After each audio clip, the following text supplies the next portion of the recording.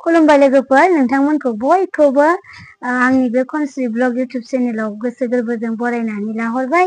रंजालि बोसोर गोदान बैसागु बोथोरनि दिनै 3 अक्ट'खालि नोंथांमोननि सेरावहाय नुजाफैबाय आरोना लोगोफोर।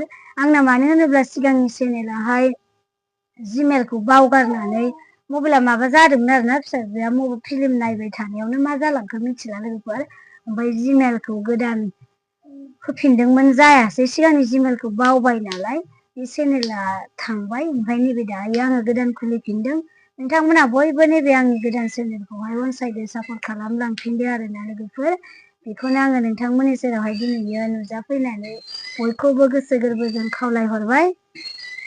देग्लायथ' आंहा बैसागु बोथोरखौ गाजा गोमजायै रंजानानै फालिनो मोनासै। मोनफ्रोमबो फोरबोखौनो आङो गोसो होसारनानै फालिनो हाबोआसै आरोना लोगोफोर।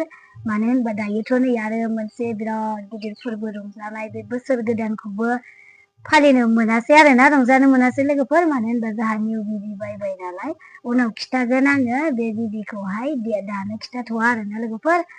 अब्ला नोंथांमोना आंनि चेनेलखौहाय बयबो नायनानै सापर्ट खालामलांदो अनसायलांदो आरो जायफोराहाय भिडिअखौ नुसनबायोब्लाबो अन्नानै प्लिज बयखौबो गोसो गोरबोजों आरज खालामहरबाय आरोना लोगोफोर। नोंथांमोना आंनि चेनेलखौ बयबो अनसायलांफिनगोन आरो सापर्ट खालामलांगोन होननानै नाजानोसैलाय सिगांनिफोरबायदि माबा भिडिअ लाबोनो हायो। अब्ला नोंथांमोन दिनैनि भिडिअआ बेसेबाङानो आरोना लोगोफोर। बाय बाय।